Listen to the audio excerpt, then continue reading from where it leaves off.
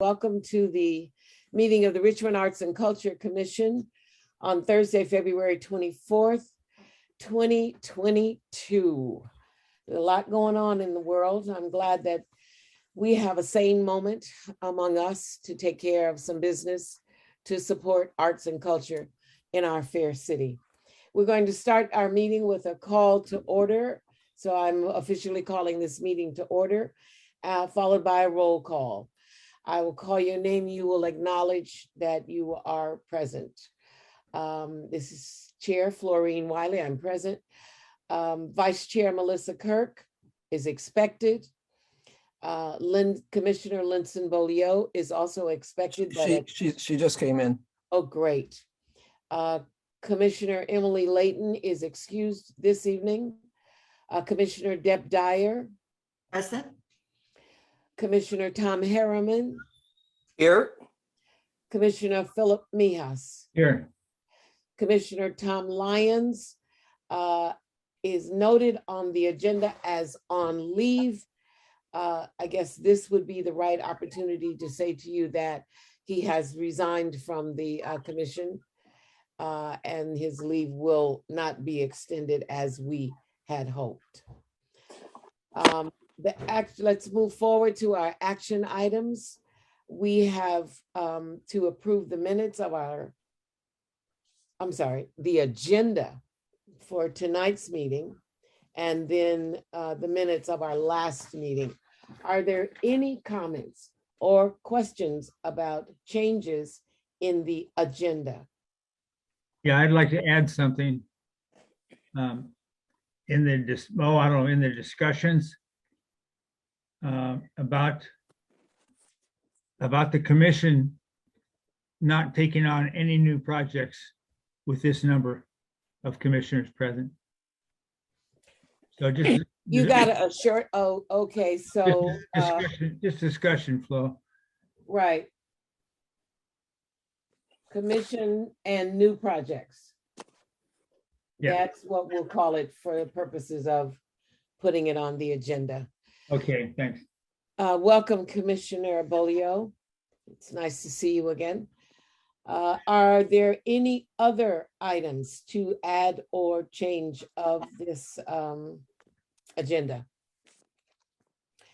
Okay, I know you all think I'm nitpicking, so let me pick this nit. Go ahead. Item number 4 is listed as information items / action items. I asked at the last meeting, as you will see in the minutes, for those two things to be separated. And they are separated, but let's make sure we clean it up on the agenda. So item 4, I would like to change it to read action items. Action 5 remains an information item. Are there any other changes? I'm sorry, let me make sure I'm clear. You wanted action items only? But yes, because the next item is for items that are just information. The one following it, item 5. Okay. So there's no need to combine the two. Just want to make sure I'm clear. Okay. May I have a motion and a second to approve the agenda for tonight's meeting? I move. Voted, motion by Commissioner Dyer, seconded by? I'll second it. By Commissioner Bolio. Welcome, Commissioner Kirk. Good to see you again. Next item on our agenda is to approve the minutes of our last meeting on January 27th. The first thing I'd like to say about these minutes is that it appears that we've got our person back, or else we've got somebody transcribing for us, and I appreciate that so much. So the transcriber will always be doing the RAC minutes? Excellent. As long as there's a full meeting, yeah. Right. Mm-hmm. I'd like to, on page 4 of the minutes of the January 27th meeting, I'd like to just change something. Under social media committee, the last item before you go on to item 8 says Commissioner Harriman left the meeting. I would like that to be amended to read for a previous engagement. I don't want there to be any misconception that he just abruptly left the meeting. He told us he had to leave at a certain time. So let's correct that to read Commissioner Harriman left the meeting for a previous engagement. Or Tom, as previously stated, whichever makes you more comfortable. Thank you, Flo. Either one is okay. Okay, all right. So as he had previously stated. So then the next has to do with page 5. There in the next to last paragraph, where I am reporting on the 3 projects that I work with, both of the 2 grantees that I'm speaking of, both of their names are misspelled. I'm sorry. It's Degina, it's phonetically correct. It's just spelled wrong. It should be Dejeana Burks of the Richmond Walks project. And then Vicky Siegel is spelled Siegal, Siegel.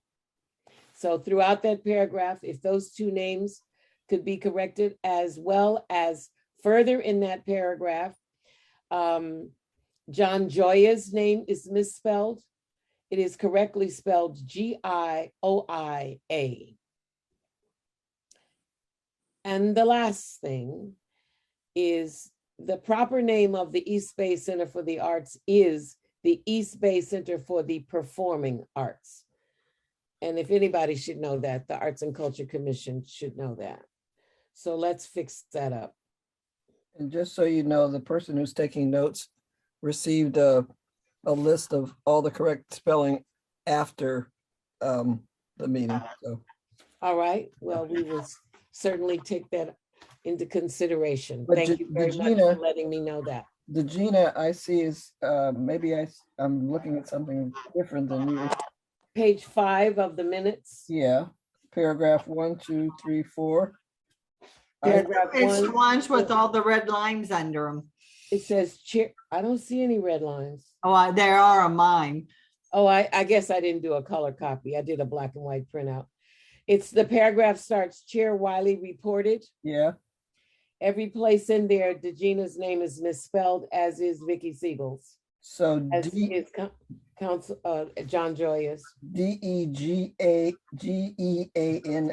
DE, Yeah. capital J, Oh, capital J. Okay, EANA. got it. Okay, thank you. You're welcome. And Goya, Gioia. Gioia. IA, It's and spelled East Bay Center for the Performing Arts. wrong in one place and right in another place. I beg your pardon? Goya is spelled, I see it's correct. Where do you Mhm. see it correct? Well, that's great if it's correct, but where I'm looking at it, it's GOIA. I see GIO. Okay, I'll double check. But I see it's correct.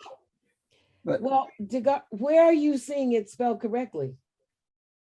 1, 2, 3, 4, the 6th line, working with John Goya's office, That's where it's misspelled, sweetheart. GIOIA. Well, I must have a different version of these. I was minutes. going to say, mine says GOIA. Yeah, I don't know what you're looking at. You must have had a version after these got printed. Okay. All right, Yeah, and mine says final.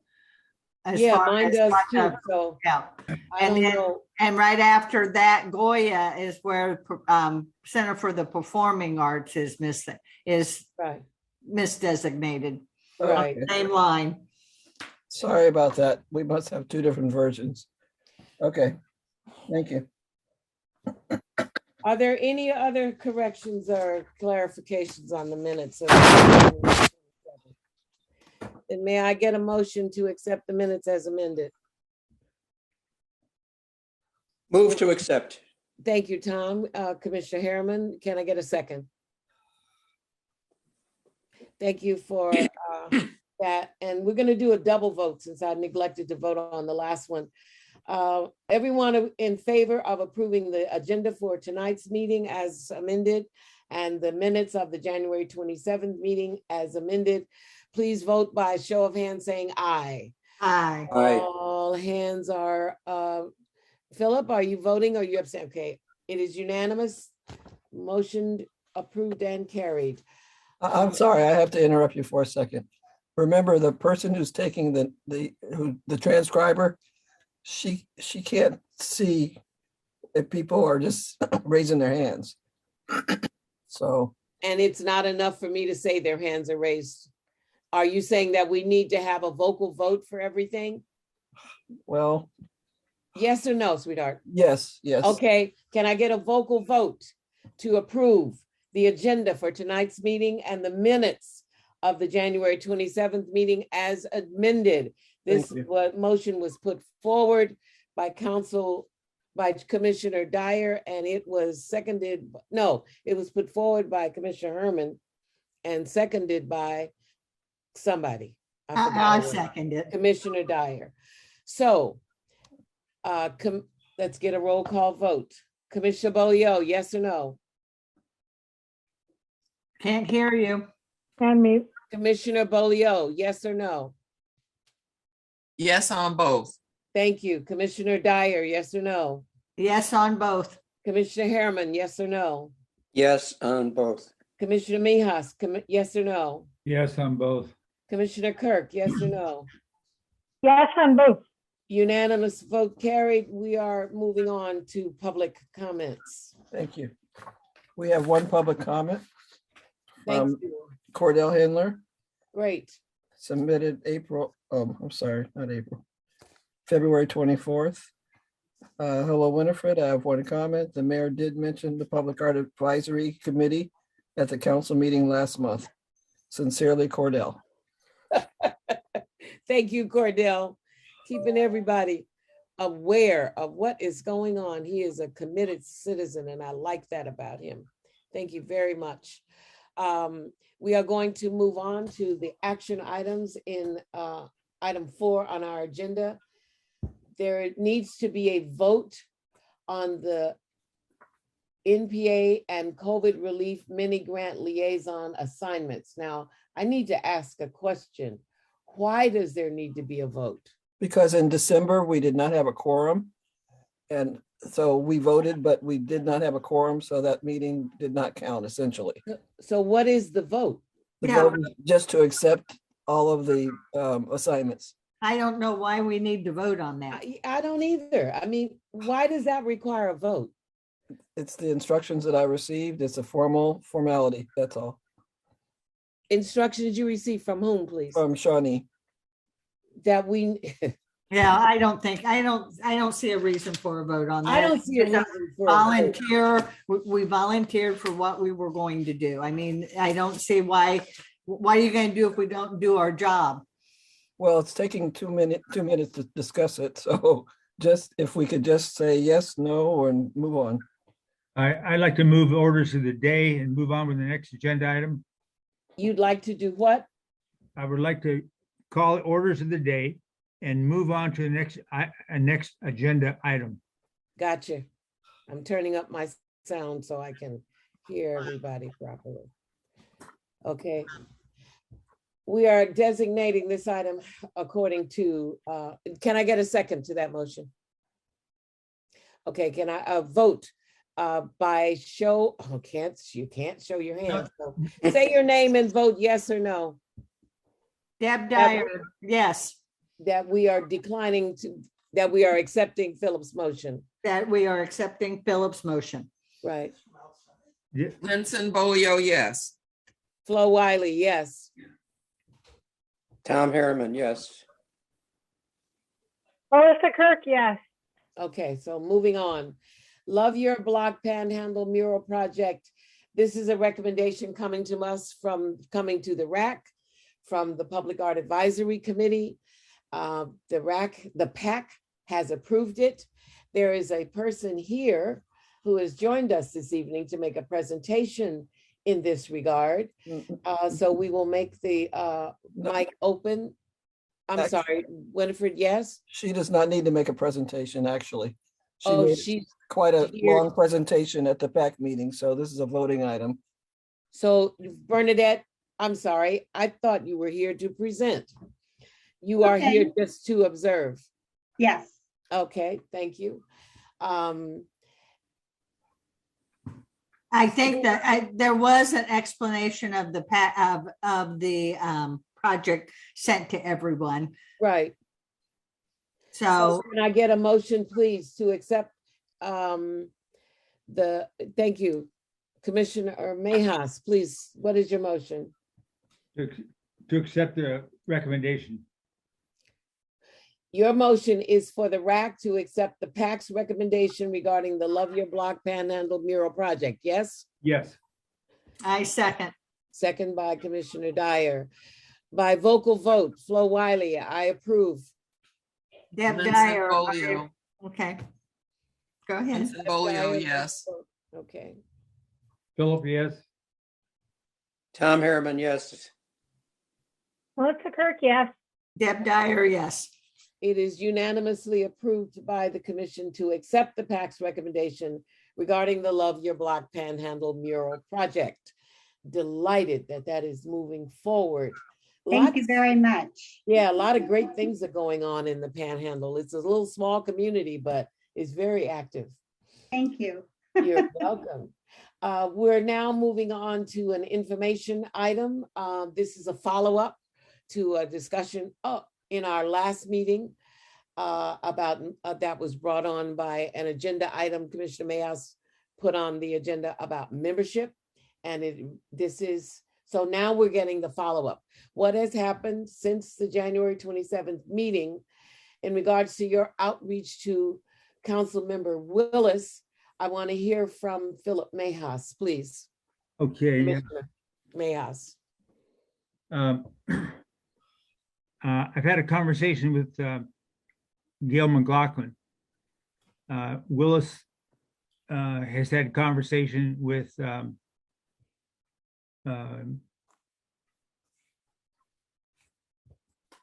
who does he talk to? And McLaughlin, wait a minute, back up a second. Winifred, that's who I was trying to think of who spoke with who there. And council member. No, I haven't talked to her a while. He didn't respond. Willis responded. Talk to Gail, I thought, Philip.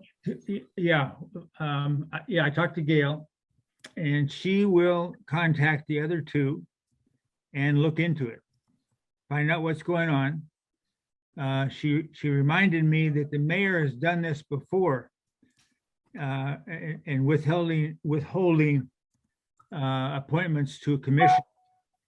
The most obvious one was a police commission where he refused to report, and the other one was a planning commission. So he has a history of doing this.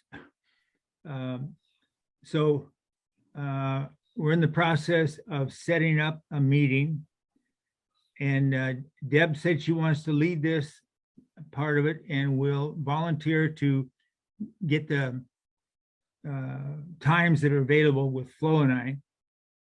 And then we've asked Winifred to not be involved in the meeting because this is going to be a commission only thing, and she is a staff member. We don't want to put her in jeopardy if this thing gets too heated or whatever.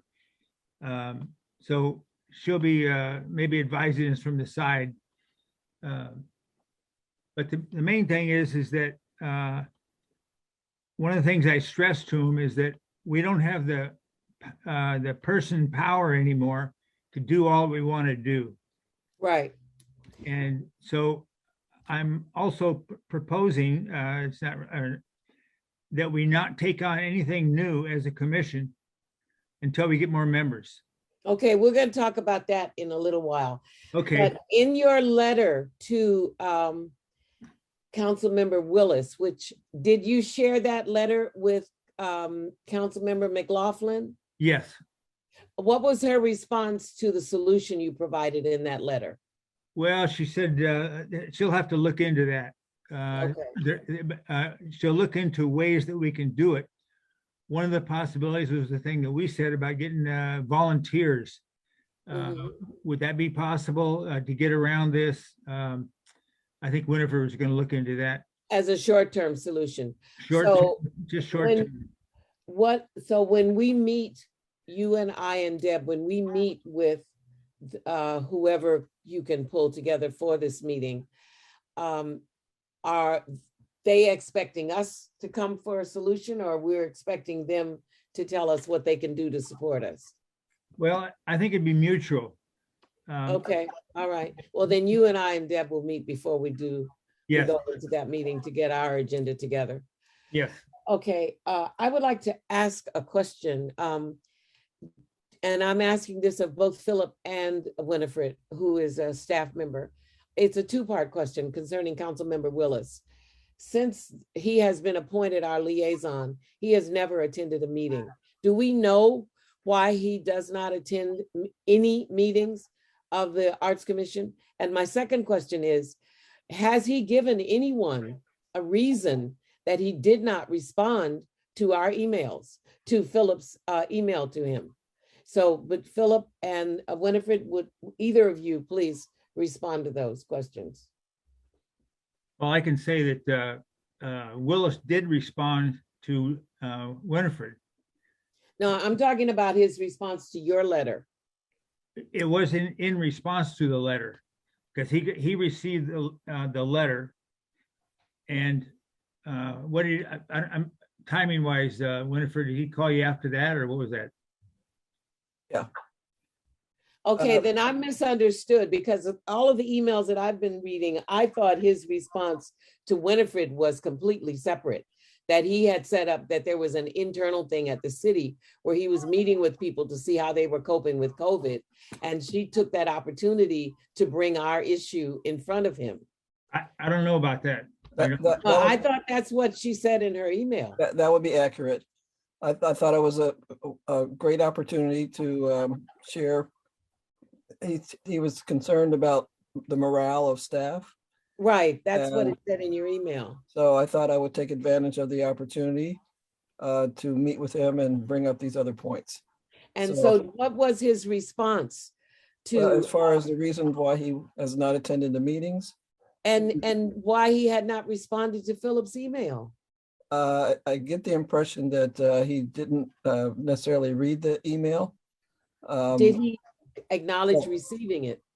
No, because he is, well, busy like a lot of other people. And I guess all I know is this, that he does a lot of community planning and some of the other meetings that he goes Winifred, to. let me stop you. I'm not asking you to be an apologist for Councilmember Willis. Trust me.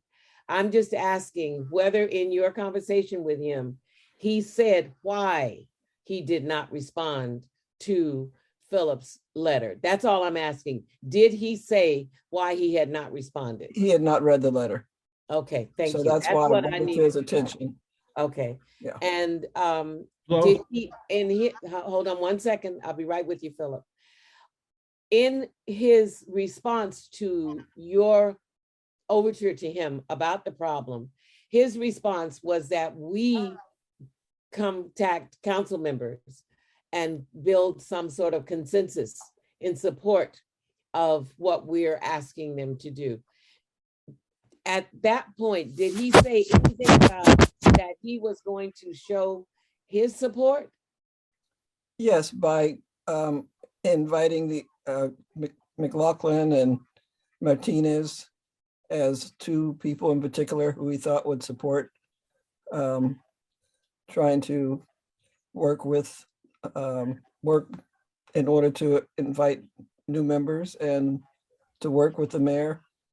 Okay, so I'm a little confused as to when you were reminded that this was something that was given to Philip to handle.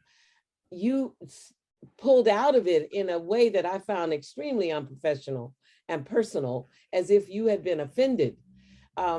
When you had, it just flew in the face of the work that you had done to make it happen. So I just want to go on the record and say, we are trying to protect your status as an employee of the city of Richmond, that you not get in the middle of this. But that is no way says we are not grateful that when you had the council members here, you put our issue before him and moved us closer to a resolution. I'm grateful for your having done that, but we really do need you to not be in the middle of this. Okay, well, thank you. I that's why I'm stepping back. I thought I was being helpful, but if I'm not being and helpful. You're not hearing me, because you have been helpful, Yeah. but we need you to let us take it from here. I got that. And if that opportunity comes again, I'm really, I need to have a conversation with Councilmember Willis, because I don't understand his lack of support when he's our liaison. I really don't get it. But if he actually shows up to the meeting with McLaughlin and the other man, then I will ask him myself and get the answer from him directly. I'm hoping that he will show up, and that we don't have to do. So Philip, I'm going to go to you. I want to get your comment, but I also want you to address what are the next steps in this situation. The next step is for us, you and myself, give our times available as you did before. We're going to go back and do that again. Deb's going to take that and give it to Tiffany. And Tiffany is going to Trina. I was getting ready to say Trina. I've said that a couple of times. Anyway, yeah, at first Winifred was going to take that role, but then as you have clearly made it clear, we don't want to get her involved in that respect, protect her. So let me also say, so anyway, the next step is for us to give our schedules to Deb so she can put the three of us together and send them into. Okay, but here's the thing. Well, these are new schedules, because the old schedules schools are gone, because that would have supposed to have been this week. Yeah, let me also say that in the 10 years that I've been on the RAC and the PAC, the council liaison should assign council liaison as Willis's role. I would say out of 10 years, that person showed up maybe 2 or 3 times. Okay, then your experience has been different than mine, because I've been sitting on this commission since 2017. And when council member, Choi was our liaison, he came to meetings repeatedly. He came to events. He was available to talk with Jenny on the phone and by email when we were preparing the first step to getting the policies, ordinances, and procedures written. He was very active. Oh, he well, that's good. That's good. Set the template for what I thought a liaison was going to do. I never expected we'd have a liaison that never showed up to meetings at least once or twice a year. Well, I just didn't see him because of PAC. He doesn't come to our PAC meetings. No, he didn't come to committee meetings. He came to commission meetings. Yeah. So, and he was very active. I don't want him thrown in a pot with people who did not step up, because he really did. He came to multiple events. He even hosted a rack salon, the one we had at NIAT. Okay, you don't need to defend him. I know that. I've seen him in many activities. That's fine. That's fine. Okay. All right. So the next step, Deb, Yeah, just let me know you're the one with the schedule more so than Philip and I. Okay. All right. I'll get you some dates for the next couple of weeks, because I don't know what the availability is like, since we didn't get in when we were invited this week. Thank you for that update. Let's move on to committee reports. Melissa, I'm delighted with what you've done for the social media committee. I almost wish you'd go first, but let's not do that. So I need to ask a question. What is the difference? I meant to ask this at the first, between the mini grant liaison report updates and the NPA and COVID relief mini grant. Oh, that's the applications for next year. Never mind. Okay, so mini grant liaison report. Who wants to go first to tell us what's happening with their groups? Oh, thank you, Commissioner Bolio. So I was only able to catch up with one of my people, and that was Stephen Bruce. And so he gave me a great update. So he's actually gonna start his work with the students at Making Waves Academy on the 7th of March. He invited me to come and sit in and see what they're up to. And let's see, the in-class portion will end at the end of March, maybe the 1st of April. He's doing his prep work for each of the classes. He got his first payment from the city. Let's see. He completed a first portion at Manzanita Middle School. I guess this was a project he was doing at Manzanita Middle School. Right. And he worked with 81 kids, and he's now following up with the teachers regarding the outcomes. He wants to get feedback for the final report. So he hasn't raised additional funds yet, but he's doing okay.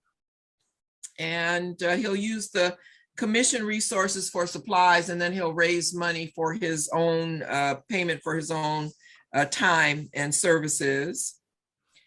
And let's see, he's gonna do a fundraiser on Facebook, and his little brother is helping him out. So that's my report from Stephen. All right. Okay. Now the reason this money he's raising, is this the money that was put in his budget that he was committed to raise, or is this because Making Waves doubled the number of students they wanted him to service? Yes, that's the reason. What's the reason? The reason is because he's serving more students than originally planned for. Right, that's what I thought. Okay, I just wanted that entered into the record. Yes. Thank you. Yes.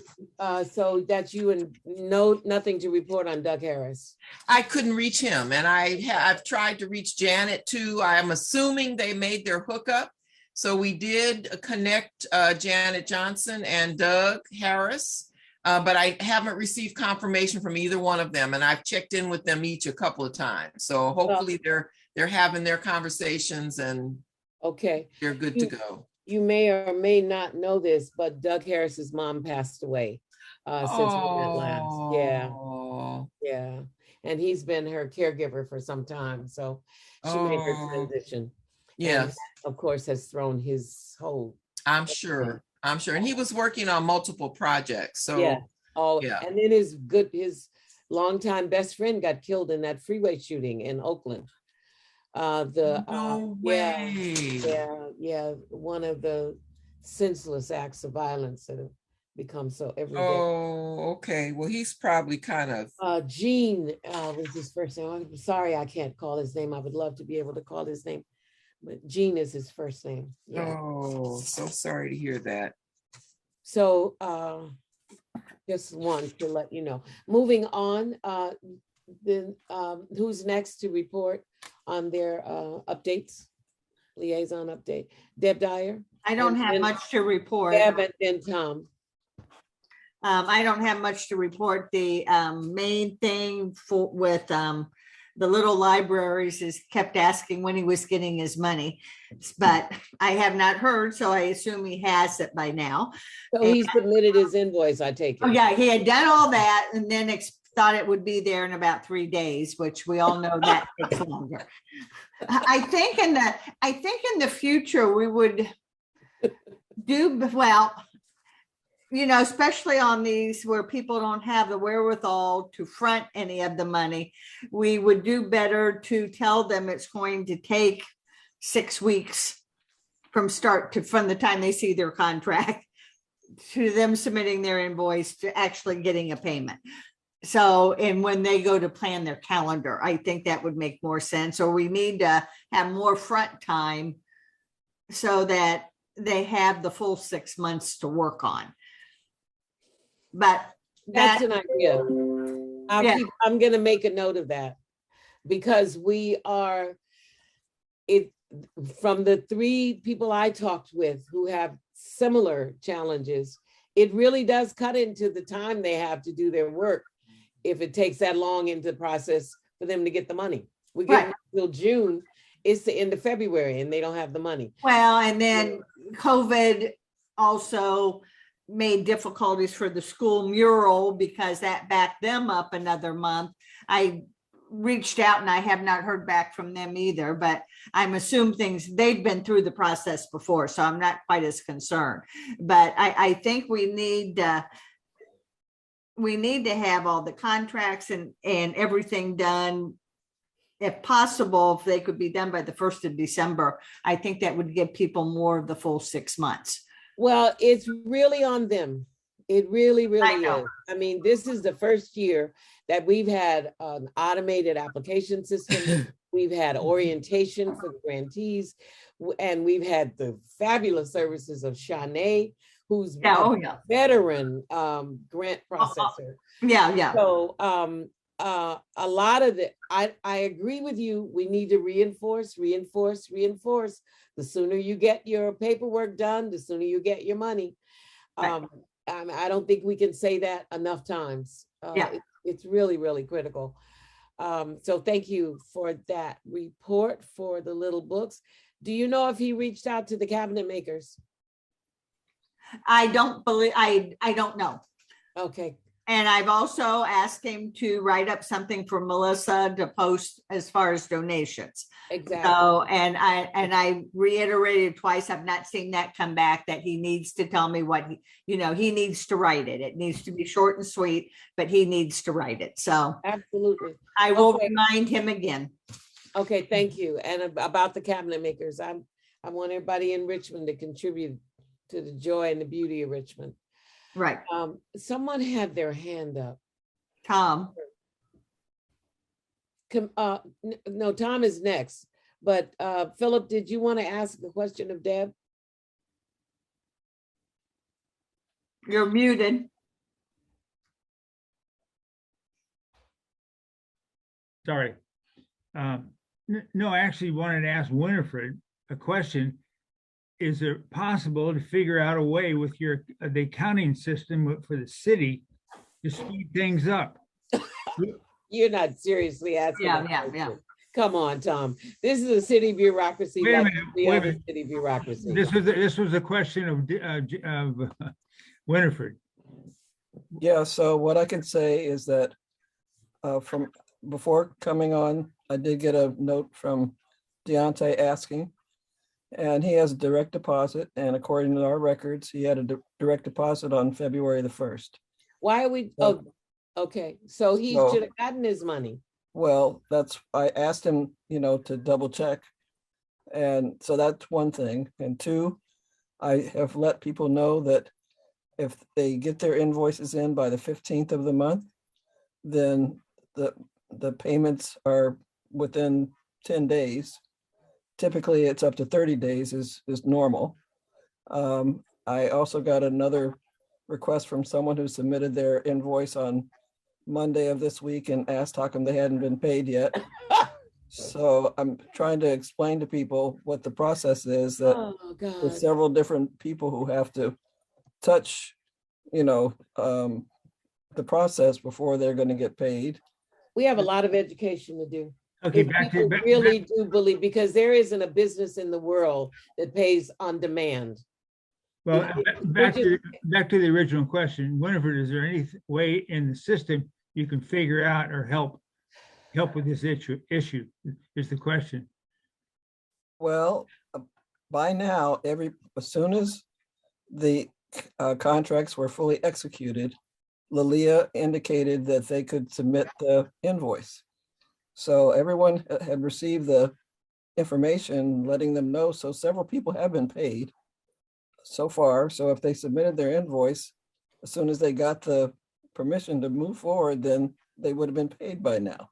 So Um, what you're saying is you don't know of another way to make it any faster other than let the applicants turn in their invoices. Okay, wait a minute. No, wait, Philip, Just a minute, may I just a say? minute, just a minute, just a minute. That's not what I hear her saying. What I hear is that the system is working because some people have submitted their invoices and have been paid. So it's not, I don't think it's the system's problem. I really don't. If nobody had been paid, we'd have a systemic problem. Okay, But people who have submitted their applications, their invoices, some of them have been paid. None of my people have been paid. Well, also, if they did direct deposit, they get paid faster. Well, And some but there's people, clearly a flaw in that because Deontay's, according to your records, he's been paid, but he didn't get the money. So well, that, he has to double check though. So, yeah, you might need to do some double checking too. Let's make sure we Yeah. got the numbers right, that it got deposited into the right account. that's true. Humans make mistakes, and Okay. we're all still human. Yes, Deb, and then we're gonna move Well, on. yeah, all I was gonna say is, I know when he got the invoice, I want a copy of the invoice, I went over to it with it. I sent him another one because he didn't seem to understand it was part of his paperwork he had received. So, and I think when he had asked me, I had looked at the dates, it was only 7 days, and I knew it was at least 10 business days with the city. I knew that from past experience. So hopefully he's gotten it by now. That was because I had, but if you've been in contact with him again, Winifred, then that should let us know. Well, I expect to hear from him tomorrow, so we'll work it out. Okay. Okay, moving on, Commissioner Harriman, your liaison report. Both both of my liaisons have expressed they're having problems because of COVID, having problems assembling the groups of young people that they're working with. But Mark Anthony has held one drum workshop with some kids and is planning more musical instrument activities with the young people, and promises to invite me to the next event that they're going to have, and then I'll be able to report further. And my other liaisee, Robin Lopez, is also working with young people making videos around the city of Richmond, and he also has been delayed because of COVID restrictions, and so he has nothing to report. And neither of my liaisons have expressed any problems with money. I don't think they've submitted invoices yet, or maybe they're in the process of doing so, but they're not complaining about it so far. Okay, Tom, could you double check and make sure that they submit those invoices, whether Yeah. they need the money or not? Let's honor the process. Okay, sure. Get it going. Thank you. Any questions for Commissioner? I don't know how we need to figure something out here. Because what if the situation does not clear up for Mark Anthony and Robin to be able to get the number of children involved? They need to come up with a plan B. You know. Okay. Well, I think this school's reopening. I think everything is going to get looser in the next few weeks, and I think they'll be moving ahead. That's my impression. Okay, so when you come back to us next month, we'll probably have a different scenario to report. Yeah, right. I'll have more to report. I'm hoping that you're right in that regard. Who's next? Commissioner Kirk?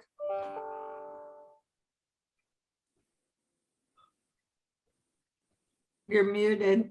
I know. I'm trying to get I'm trying to hit the button and it's like moving. So I've talked to Tony Edwards a couple of times. And his main thing is, so he's the one he wants to write a long form piece on Richmond trails and how people use them and talk to people who are especially related to COVID. So he's been trying to get a hold of the East Bay Parks to actually, because he wants to like do drone shots, and he wants to talk to people who are involved in the park system and everything. And he wants to do it legitimately, right? Like, so he's been trying to contact the East Bay Parks, and he's having a really hard time getting a hold of them, getting anybody to answer his calls. And so I think today he sent me an email saying, "Oh, it was yesterday, I guess.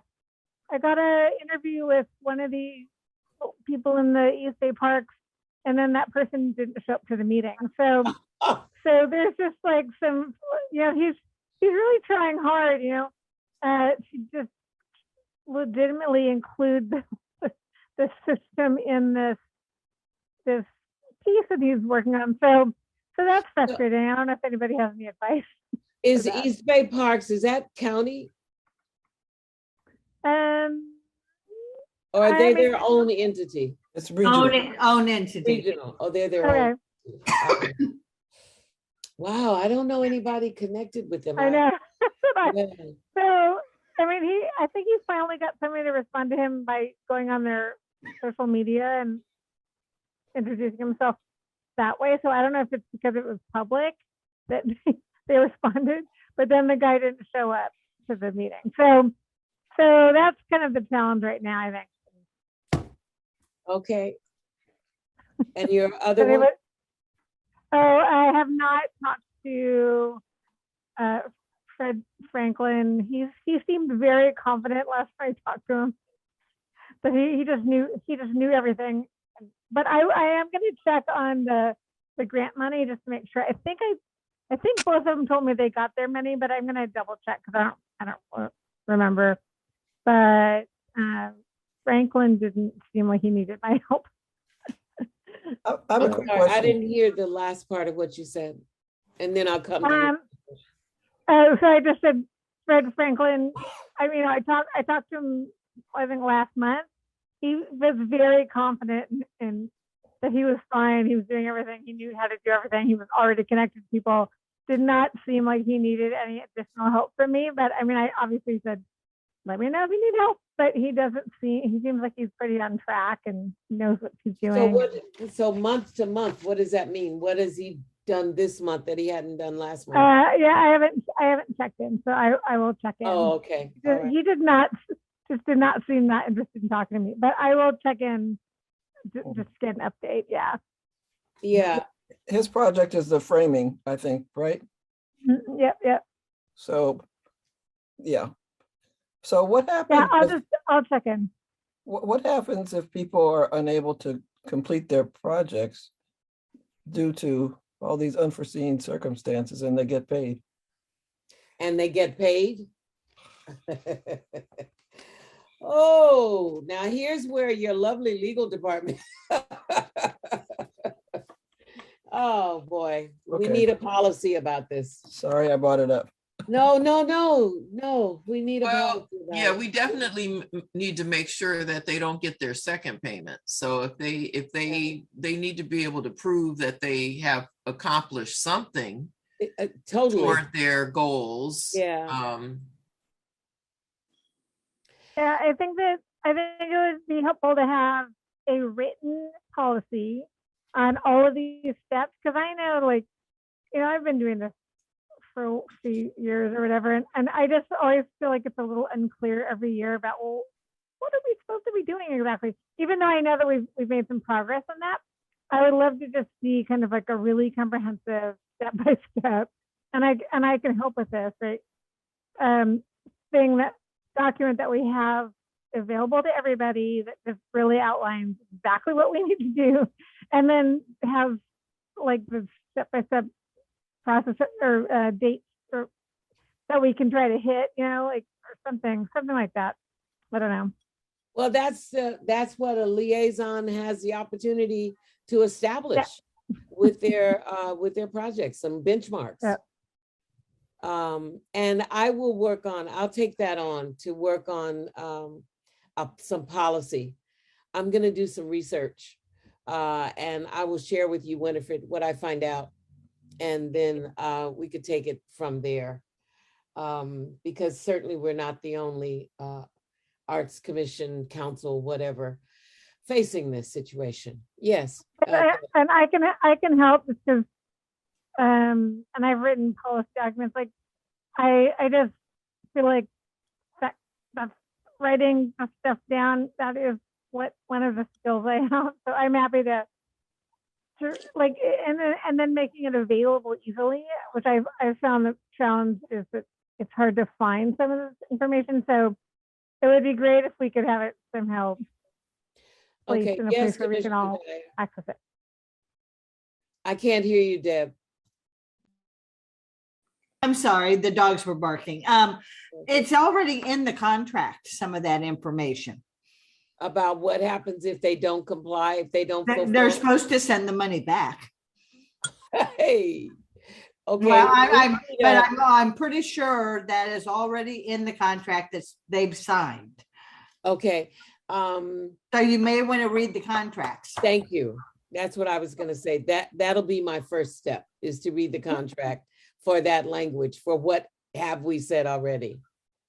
But, And sorry to interrupt, but my thing is it's more about the liaisons and how we respond and what we ask for. That's what I'm more talking about than the contract. So that's just to clarify. I'm just saying, but some of that question you just asked, I think, is answered in the contract. And I mean, because I read through the contract of my people to see exactly what they had to hit, now they didn't have dates in there except for final payment, but that's all, I mean, the contracts are pretty comprehensive. You may want to take a look at them, is what I'm saying. I read the contract, thanks. But I'm more interested in like how we respond as liaisons in terms of how to talk to people, what we are, the goals we're expected to hit. Yeah. So I totally, and yes, the dates should definitely obviously be in the contract, and yes, but I'm just more talking about like more documentation just around the process for the rest of us. Do you know what I mean? I'm not disagreeing, but that shouldn't be there. Okay, Shouldn't have been fine. there 2 years ago or 5 years definitely. ago or 10 years ago. But Yeah. um, Well, we can change that now, is what I'm saying. So that's Yeah. all. okay, I'm still out at sea.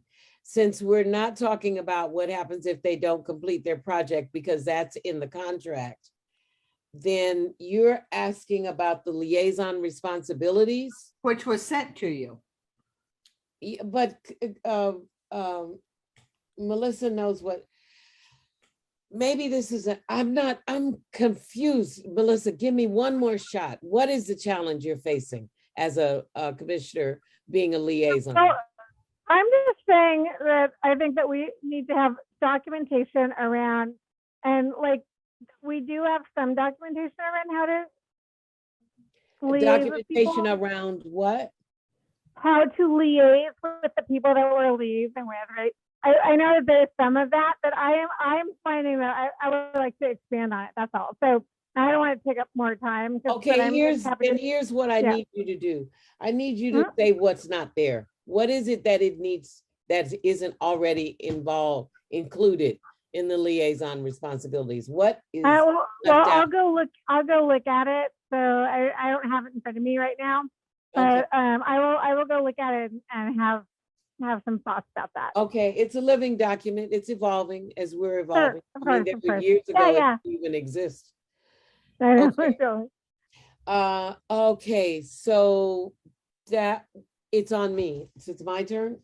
So my 3 people that I am the liaison to, I met with all of them in preparation for my report tonight, and none of them have received their money, but they don't seem to be as upset about that as I am.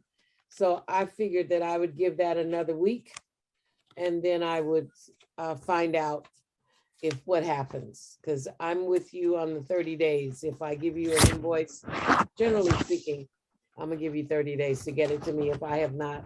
Nobody pays on demand, and a city bureaucracy does not. It's designed to pay within 2 weeks. It's not gonna happen. But here's one thing that all 3 of my grantees have a problem with. None of them, and they all have promotional art that they've created to promote their projects. None of them have our logo. None of them have the credit line.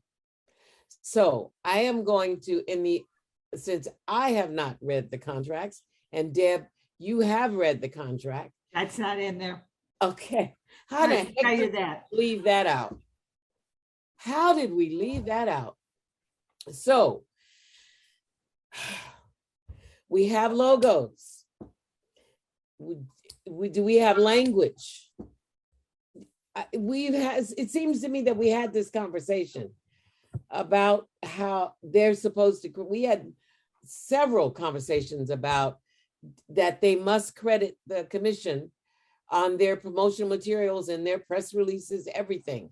And yet they don't have our logos. So how can they get the logo? And do we have any language created for what they're supposed to say? I've provided examples for those, especially if they've asked. Past what? I can't hear you.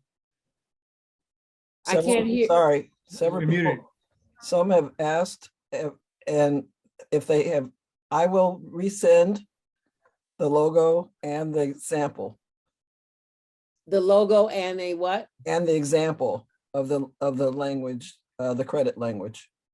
Are we But several people telling it? Uh-huh. several people have asked, so if they asked, I sent it to them. And if they didn't ask, I may or may not have sent it to them yet. Okay, but So I'll did not we require them that since we're giving them money, they have to give us credit? Didn't we require Yeah. that? Yeah, So what difference does it make whether they ask or not? I don't understand that. So is it possible, Winifred, that you could add to your already hefty and lengthy to-do list that every person who has received a grant sure. receive the logo and the credit language? Yes, I'll do that tomorrow. I appreciate that because I've got people, I mean, the master's people, she's in a holding pattern because she was getting ready to fly with that thing. And I said, no, you can't do that. Where's the credit line for she said, what credit line? So going forward, credit line becomes a part of the contract. They are obligated to credit the city of Richmond and the Richmond Arts and Culture Commission for having provided the funds for the work that they are doing. That's an obligation. That's a mandate. That's Not optional. It's not, there's the word I was looking for. It's not optional. Thank you. So I appreciate you taking care of that because Hannah Hamilton I'll start with her. They've gotten off to a slow start with their insurance and their contract, and then Omicron hit. But their survey is out. They have 5 youth signed up to do the survey. Each one is going to do 5 interviews. The interviews are they are picking the people that they're interviewing. This is the thing about this project. This is the Panhandle project. Mhm. It's such a small community. Everybody knows everybody. So they are, but they don't know everything about everybody. So that's why it's a really good project. So they are picking their 5 people to conduct. Each of the 5 will do 5 interviews. And they have until the 5th of March to get those done.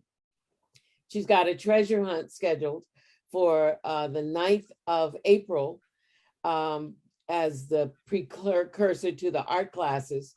And this is for children and their families. And they are very excited about it. Hannah is the vice president of the Panhandle Neighborhood Council. And the Neighborhood Council is mandated with doing the outreach in the community to get children to sign up for these free art classes that they are offering, art and bookmaking classes that they're offering with this world-renowned artist right in their own neighborhood. So they're holding off on their flyer until they get the logo and the credit information. Otherwise, they are ready to go with that. I talked to Vicki Siegel of Maskers, and they also are moving along, making progress. She had not submitted her invoice or through her fiscal sponsor for their first 50%. That's what she did not know if she had or not, but I told her to confirm that. They have hired a production manager. They're using rehearsal space with the local church. And then Temple Beth Hillel, they're using on Sundays. They are almost fully cast. They need 2 more people for Knights of the Round Table. They have a stage manager. They are using a postcard for their email and social media marketing, which they need to add our information onto. Here's the thing about what they're doing. Their marketing is going to launch mid-April, because June 18 and in the afternoon and June 19th in the evening is when they're having their performance. And they really, really, really want to make sure that they do a proper outreach so that the Richmond community comes out. So that's 160 people we need to get there. So I'm asking commissioners, please put those dates in your calendar, June 18 in the evening, in the afternoon, and June 19 in the evening for this workshop presentation.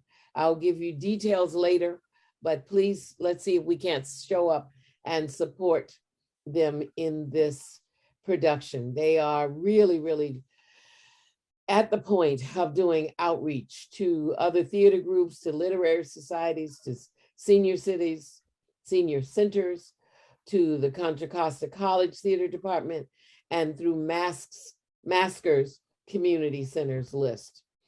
And they're looking for high school and college students as well. That's for Vicki Siegel and Maskers. Degina Burks had 70 people come out for an event that she did on the 13th to promote the upcoming walk. And even though she was disappointed at the turnout, she did get 4 people who came up to her to volunteer to their services to work with her on the project. And she thought that was fantastic. They have a graphic artist creating a promo piece and suitable for posting on Facebook. They're going to get their own Facebook page. They're looking at a March launch of their GoFundMe fundraiser and volunteer recruitment. They're working with East Bay Center on the arts of the music. That they expect that to be done very, very soon. And by the way, there's an idea that's evolved from this with them and the East Bay Center from the arts, that there will be a Richmond Youth Blues Band that's going to be created. So I'm very excited about that. That's a good collaboration. And their video, she was hoping to work with Doug Harris, but that did not work out. So she's going to work with someone else as to edit the video that she collects. And this person is an Emmy winner, won an Emmy for doing the opening credits of the Phil Donahue show. Her name's Stephanie Slade. Yeah, she lives, I wish she lived in Richmond, but she lives nearby in San Pablo. And she's also a graphic artist, so she's a part of the team. She said they've sent their invoice. They still haven't been paid. But she hasn't been spending any money because all of the people she's having them give her their invoices. I cautioned her against paying them because it's much easier to pay them late directly than try to get her reimbursed for it. If I'm your graphic artist and I give you my invoice, you put in your budget, you're gonna spend $1 for a graphic artist, then I need a check that made out to that graphic artist or a receipt for that payment in your final report. For you to tell me, well, we didn't get the money, so I paid her the $1. Now you got to give me the money back. I said, don't put yourself in that position. Don't do that. Pay the vendors directly. Don't try to get yourself reimbursed, because I could just see that turning into a nightmare down the road. So please, as people are waiting for their money to come in, tell them to wait. Do not put themselves in a position of having to be reimbursed out of their personal funds.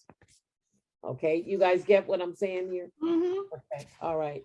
And again, they were missing the logo and the credit line. That's my 3 to report. Yes, Melissa.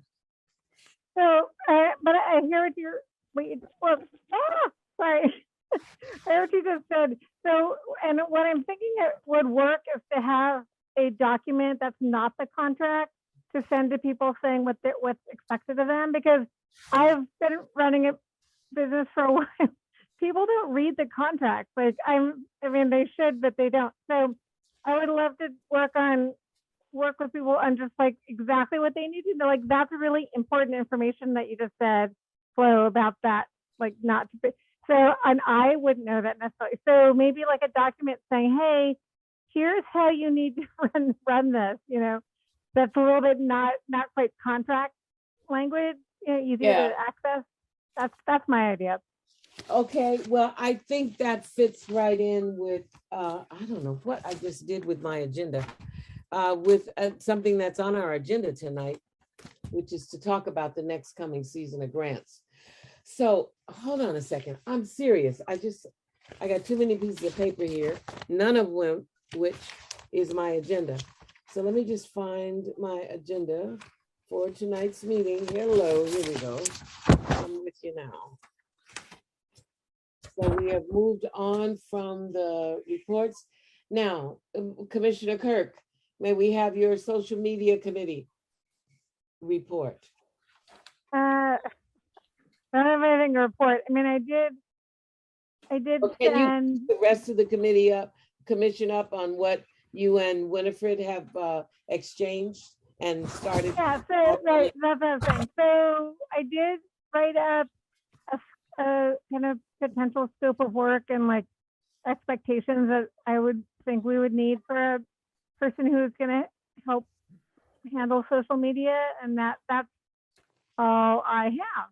So Okay, maybe. all right. Well, that's progress. Yep. Do you have any sort of timeline by which, I know you're doing Facebook postings, do you have any sort of timeline or is there any day of the week that's better than any other for you to post for people to get you things?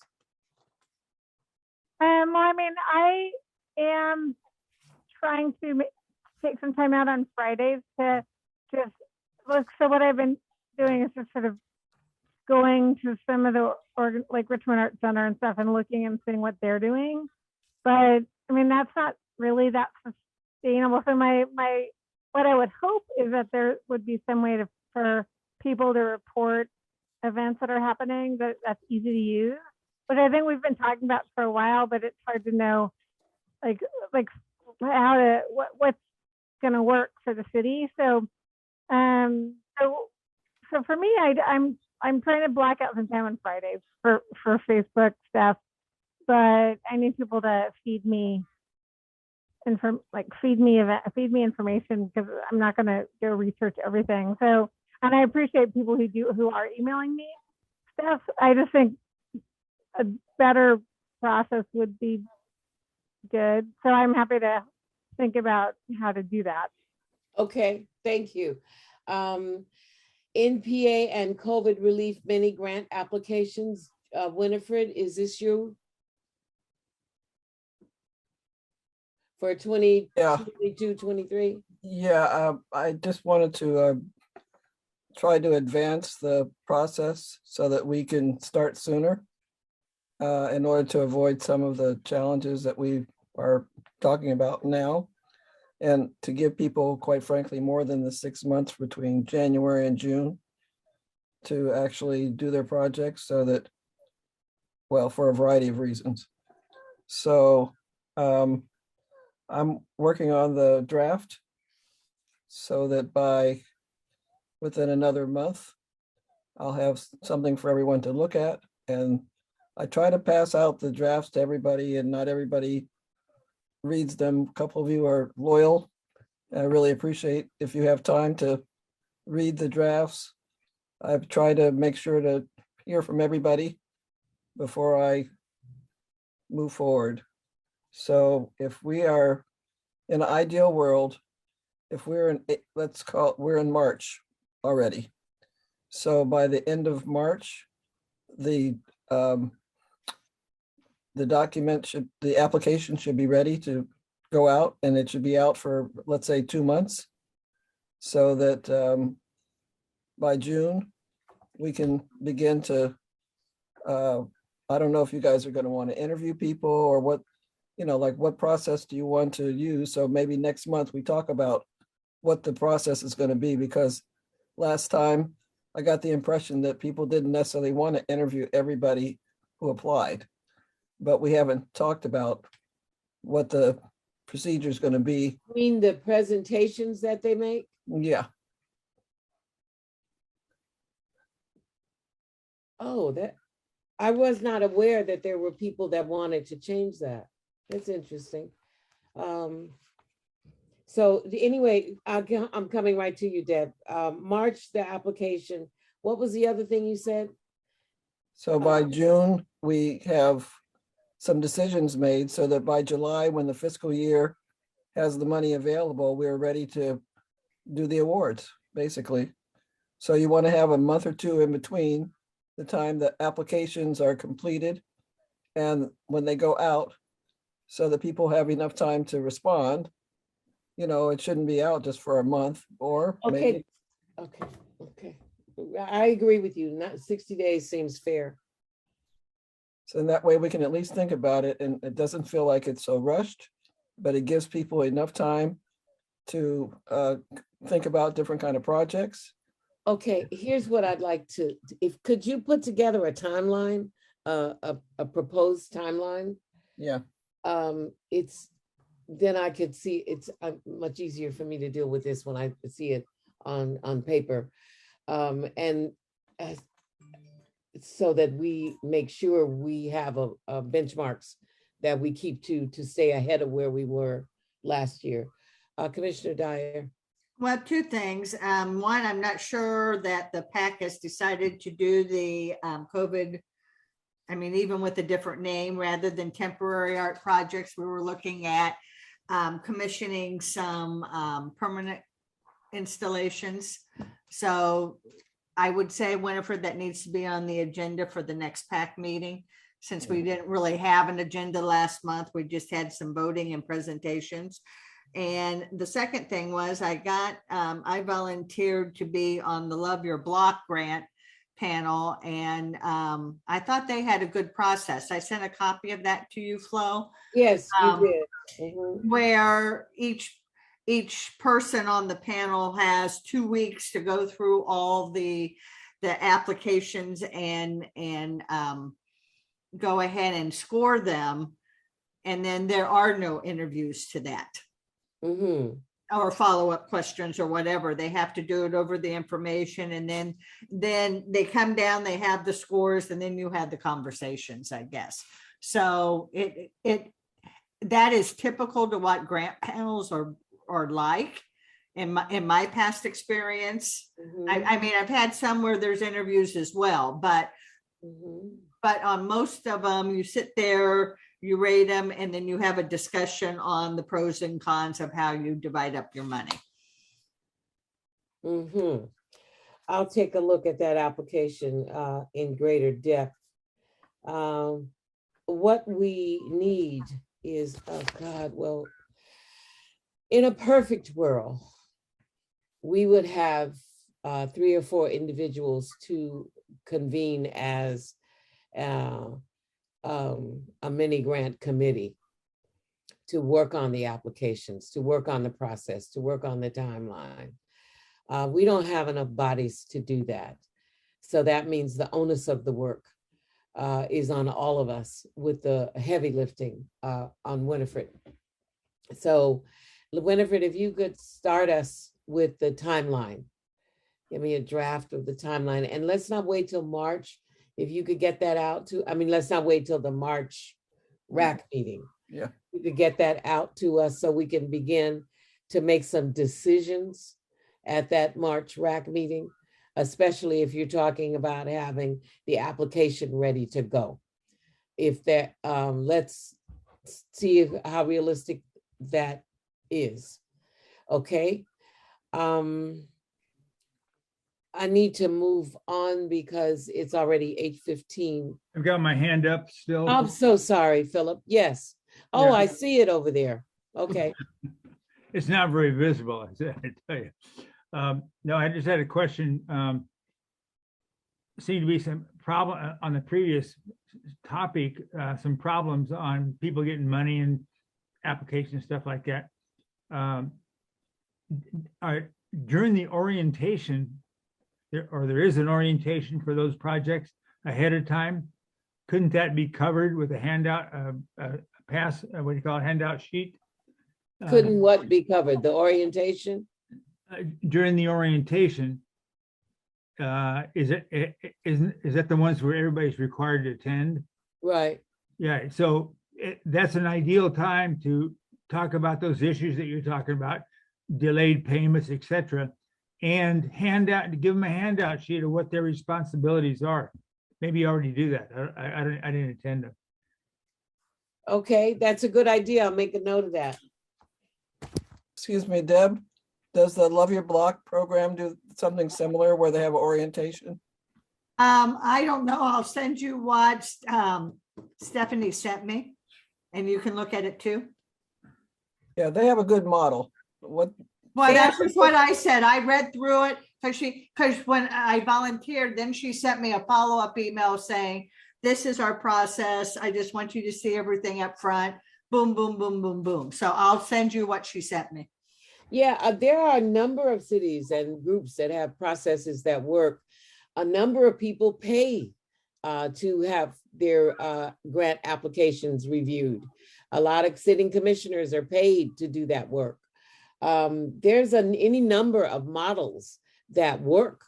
The California Arts Council model works very, very well. I'll take a look at that one, and we need to come up with one that works in this situation, which is way less bodies than either anybody else has to deal with for the volume. And we keep growing. Yes, Philip. Yeah, I was going to say I disagree a little bit with Deb, or possibly on the interviews on these grants, whatever we, yeah, like she says, whatever we call them. You know, it kind of reminds me of the dropping of the SAT and the other tests to get into college, and as a result of doing that, they have an enormous increase in enrollment applications, especially from minority groups. So I'm thinking about artists, in a sense, they're not always perfect in their paperwork, but they do it in personal interviews. And so I would like to continue the interviews on these projects and get them on a personal level rather than just reading their application and trying to determine that, which we did last year. It was difficult for me. Let me respond, Philip, real quickly. Okay. Unfortunately, there was only like 3 of us, or at the most 4 of us, that were at all of the presentations. So what you had was either people who missed presentations, did some, didn't do some. It made the scoring really, really difficult. And I understand that the presentations were good because you could ask questions, you could clear up things that weren't clear. And because I sat through all of them. So I mean, but it was 3 evenings of presentations, and then the 4th evening of talking about how to duplicate the money. And if everyone had participated, it would have been what I thought a good process. but there weren't half of us that participated for all of them. Mhm. I mean, it's just the reality to carve out that much time in a short length of time. That's the part that where I thought perhaps it was best to look at other ways of doing it where everyone on the commission could participate. And I don't have a preference because I won't be there next year. So I'm just throwing something out. It was my observation that if you want full participation, you can't, it makes it very difficult. It's like performance art versus exhibitions. When you have to be there at a certain time for a certain length of time, it makes it difficult for everyone to be there. It becomes an obstacle sometimes. But it made the scoring numbers horrible. Well, and also this is a COVID situation, because prior to that, when we could gather in person, it didn't have to be a 2-hour Zoom session. Right. We could have a whole 4 hours, we could have 6 hours, we could have 8 hours. We will discuss this going forward. And once we are fully constituted, there has to be a committee put together to work on just this, that does the heavy lifting to make it happen, and then comes to report to the commission, who then votes to accept it or not, change it or not, and we go forward. This thing has too many moving pieces to be done I hear you. by a large group of us. But I am taking note of your comments as we go forward to incorporate them, because you guys have really, really good ideas about how to make this work happen. So thank you, Deb, for that. And thank you, Philip, for your comments as well. And thank all of you for sitting through 3-4 days last year to make it happen. Yeah, that was a real challenge. It really was. I think also, another thing, the longer the call is out, the more candidates you have. So one way you can address that is to have a shorter window, which unfortunately I don't want you to even eliminates. finish that sentence. Okay, I'm just saying. Because I want us to look at One diversity. forward to growth, to having more money to give out, more people to apply for the grants. And I don't want us to restrict it to make it more convenient for us. I just don't want to do that. And I won't be here forever. So when I'm gone, y'all can do whatever the hell you want. All right. But until then. Got it. Okay, thank you. Let's move on to Cultural Arts Manager Day's staff report. Okay, so I'm still working on the master plan, the public art master plan RFP, and trying to use a model that is very, very comprehensive from the city of Alameda, where their application has a copy of the contract. It has everything that anyone could possibly want ahead of time, which is in some ways it's a good thing, so that everyone's clear if they're applying what they're getting into ahead of time. So I'm almost done, and within the next week I'll have another draft ready for people to look at.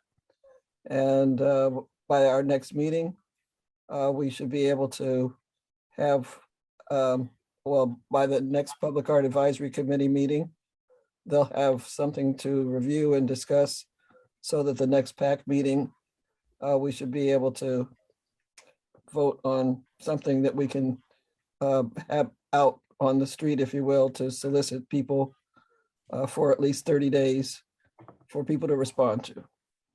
The next item is the volunteer recruitment.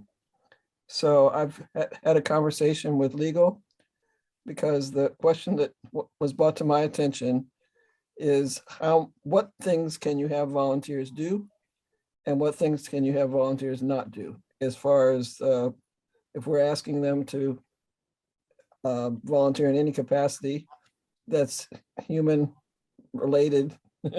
There's certain things that they can't do.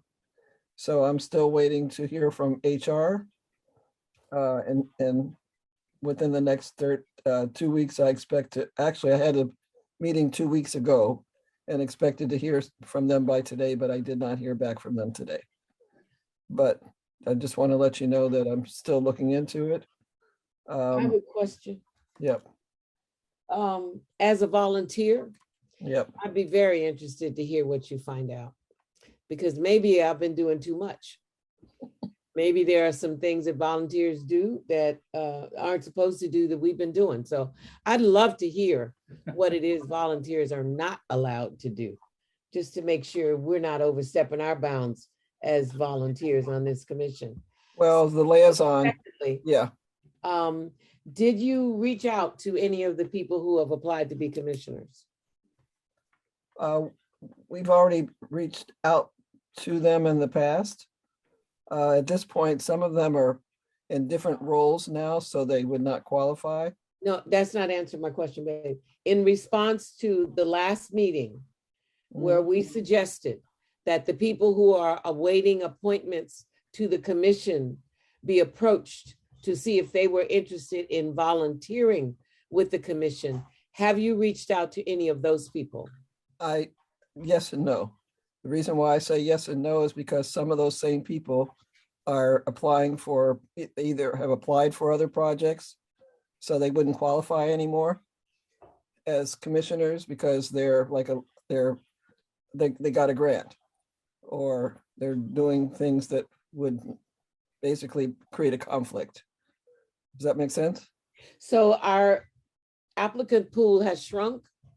That's essentially, yeah, but they're still participating, but they're going to get paid to do the work instead of volunteer, essentially. Well, don't I feel foolish? Well, I'm just saying that's what I've observed as the truth. Ooh, so I'm coming to you, Philip, I promise. So the city of Richmond does not have volunteers that work in any capacity? Oh, sure they do. I don't know about all the other commissions or committees. I'm just focusing on the list of the people who have applied. No, I wasn't in reference to that. It was to, you said you had to have legal tell you what a volunteer could or could not do. So it's as if this is something new to the city of Richmond, having volunteers. Am I missing something here? No, I was advised, I get information and advice from all different people. So basically I was advised to find out if like the liaisons can provide advice or not. So you're saying, so what you're saying, Winifred, is that possibly with commissioners being liaisons, we're doing something that we shouldn't be doing. I mean, this question should have been answered ages ago. Because there is no we're difference. volunteers. Thank you, Deb. That's what I was trying to say earlier. We've been doing this as volunteers since forever. If you're an appointed, all of a sudden, is it different? like I said, I met with legal and they're the ones who are bringing this to my attention. I'm the messenger here. So you know what? Every time you say you meet with legal, we end up not doing something we want to do. No, I'm glad you think it's funny because I don't. No, I shouldn't be. There are all these barriers. Every time we want to do something, you got to check with legal. Legal puts up a barrier. We don't get to do it. I don't understand. I'm going to start attending other commission meetings and That's see what legal's job is. done. That's What? what legal's job is. In my company's legal's job is to tell you you can't do stuff. Like that's the entire point. Well, then we don't need to stop asking them. You know? Well, I think it was brought to my attention that there's a difference between if you are, appointed and if you are just volunteering and not appointed. No, I don't think there on. is a difference. The difference between a volunteer and a staff person is one's paid, one isn't. That's volunteer and staff. Yes, that's exactly right. So if they're saying only staff should be liaisons, then that all falls on your shoulders. It doesn't fall on ours. Because that's the differentiation, that is what they're saying. They have liability insurance on you. They don't have it on us. Well, that's not true. They have to have director's insurance for commission members. There has to be some insurance that they have that covers Not- us. Not Not necessarily. this level of commit. No, we're not directors. We don't get paid. No, No, but He's but talking still we're nonprofit. appointed. And so I think there's a difference between who we are and our roles versus a person who is an informal volunteer who's helping us do things. Well, you may be absolutely right. And I'm thinking of board of directors rather than a commission, because Yeah, it's the the board same. you It's have the to same. insure. Yes. I don't think it is. I Well, really don't. they have to, we're acting on behalf of the city of Richmond. So there has to be something that covers us, because we are acting in a capacity that has a potential liability to the city. So I can't imagine that their insurance does not cover us as commissioners. It should cover volunteers as well. Exactly. What I'm saying, whether you're appointed or not appointed, and we had that at NIAD, it doesn't cost that much. But what I'm just saying is that they can't tie up our hands any more than what they're tying it up. And what they're going to end up having to do is hire an additional staff person to get the work done. Well, we just need clarification about that. In our role as liaison, are we allowed to do that work as commissioners versus a volunteer? Right? To me, that's two different kind of people. That they're playing two different kind of roles. They have different kind of permissions. They're not the same. They're not equal. We're not the same as a volunteer person who comes in off the street and says, hey, I want to help you do something, but they haven't taken an oath of office. They haven't been there. They're not completing those forms that we have to fill out about our income and all that kind of stuff. They don't have the same obligations and responsibilities as we do as commissioners. We're different. Well, that's how it all started in the first place, to distinguish the difference between the two. Yes. So I'm just trying to do what I was asked to do, and that's the information that I have as a update. All right. So the short end of this stick is that no, we're not going to get any help from those people on Right. the liaison job. Yes. That's dead in the water. By the time you find that out and they take other jobs, paying them money, but decides to appoint or not appoint, it's a moot issue. It was an idea that was good on its feet, but I don't see it as being completely moot. Let me ask, a couple of months ago, I'll ask you directly, Winifred. A couple of months ago, you said you picked up 5 applications from the mayor's office.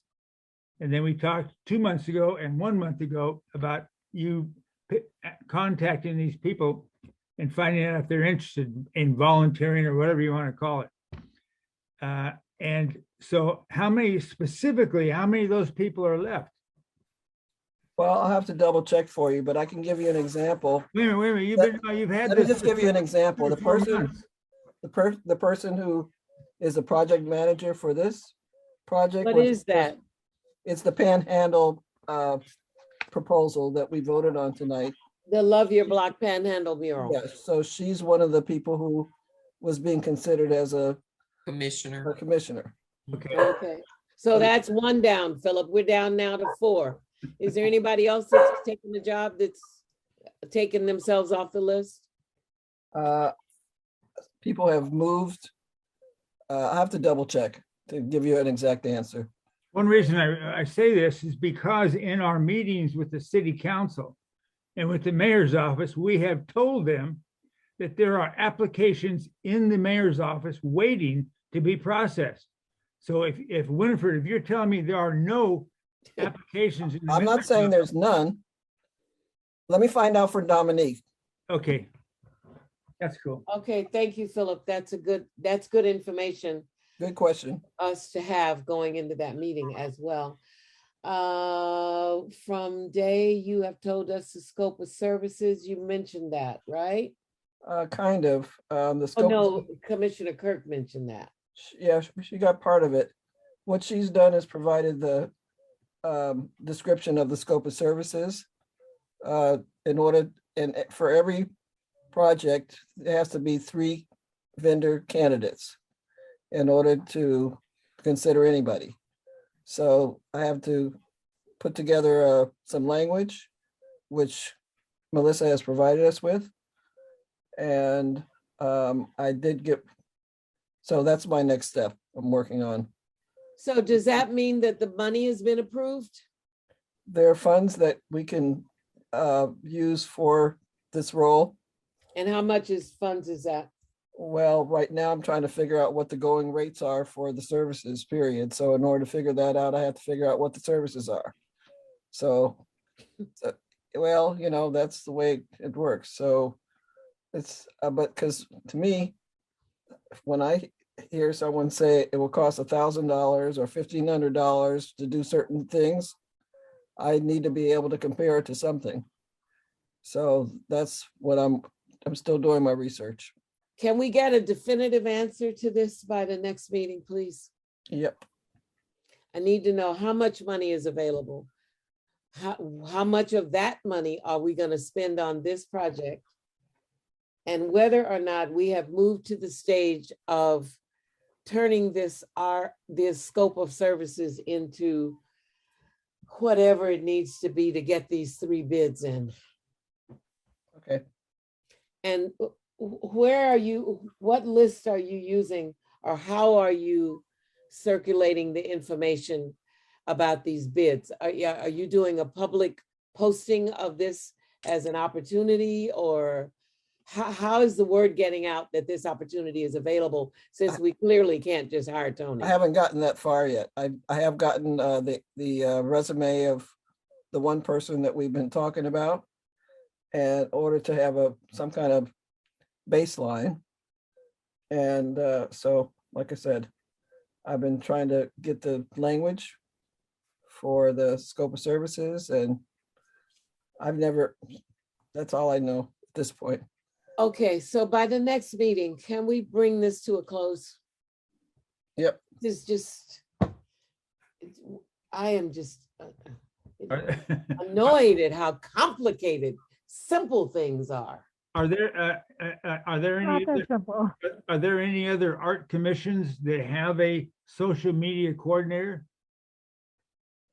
What difference does it make? Oh, but well, you can compare salaries. You can get a Well, compare. the county of, she got I sent her the information from the Contra Costa County. So Okay. she has that to compare. She'll do her own research for the rest. We need to move on. We got other business to take care of. We have 22 minutes to discuss the RAC strategic plan next steps, which we are not prepared to discuss. And then the commission taking on no new projects. Philip, you want to talk about that? Well, I don't want to continue to burn people out, or Deb's going to be disappearing soon. That's going to be one less tremendous person on the commission. And if we take on new projects, it's just going to overburden everybody that much more. I just think, I mean, I'm not saying that there are new projects on the menu, what do you call it, the agenda to eliminate. I don't know which ones would, but taking on a new project that's going to involve a lot of commissioners, I think we ought to hold off on them as they come up. Well, here's the thing. I'm curious. This seems like something that you would discuss at PAC. You all have the money and the projects. The RAC's primary project is the NPA mini grants. We don't really have another project. That is what we do. Am I wrong? Are we supposed to be doing something else and I missed it? Well, what do we need the volunteers for if we've got commissioners that are not doing anything? What commissioners are not doing anything? No, you said that the only thing that you guys do are the mini grants. That's it. There's no other projects you're doing. You said that.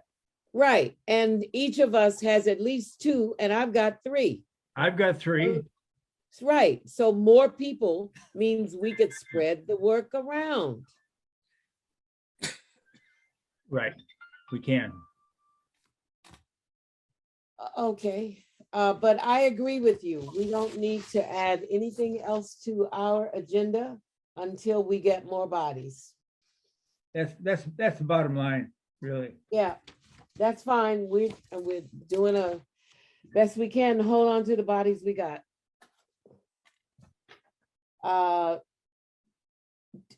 Winifred, did you put the RAC strategic plan on the agenda? What is it you want us to discuss about that? Well, the same way we're working on a public art master plan, the RAC needs to have a strategic plan, 5-year plan, or some type of multi-year plan. Here's gonna be my idea about that. I think we should wait until the commission is fully constituted and make that the work of the new commissioners when they come in, that we convene a meeting to plan the strategic plan. Because as it is right now, it follows what Philip is saying. We can't plan to do anything else until we get some more bodies. Yeah. So I would like to table the RAC strategic plan until the RAC has more commissioners. Now, is there any discussion about that? Just because I say it, don't make it so. So is there any comment to the positive or the negative about that from my fellow commissioners? Deb? I can't hear you, Deb. Every time my dogs bark, I go on mute. So one thing that will move the even convening to think about is that part of the master plan will give you an overview of how things stand. And Part of the PAC master plan. Yes, exactly. Yes, because they're having focus groups, they are asking people questions, they're Right. gathering questions about the general arts and culture environment. Right. So you'll have at least some things out of that master plan that will give you topics to talk about. Right. I agree. Until you have that work done, I mean, you might as well not duplicate it. You might as well only have it done once. Well, the other thing, I've been through several strategic planning sessions in my career, and they are a lot of work. Oh, yeah. And to do it with people who are not going to be around to implement it is a nightmare. Because then you got new people coming in and you got to convince them that this thing that, this last group of people voted to do is the right thing. I just think if we wait and get some more bodies, then guess how lucky you are as a new commissioner. You get to sit in on determining what is the strategic plan for the Richmond Art and Culture Commission for the next 5 years. Mm-hmm. I mean, that's an awesome opportunity. It really, really is. I want to move on. I have a number of announcements to make about what's coming up in the world of events. Is it all right if we move to those? Mm-hmm. I would like you all to know that the Art of the African Diaspora is having an opening this Sunday, the 6th of March, between noon and 4:30 p.m. And if you go on the Richmond Arts Center website, you will see that you can sign up for one of 3 time slots, because of course they have to manage how many people, are in the facility at a time.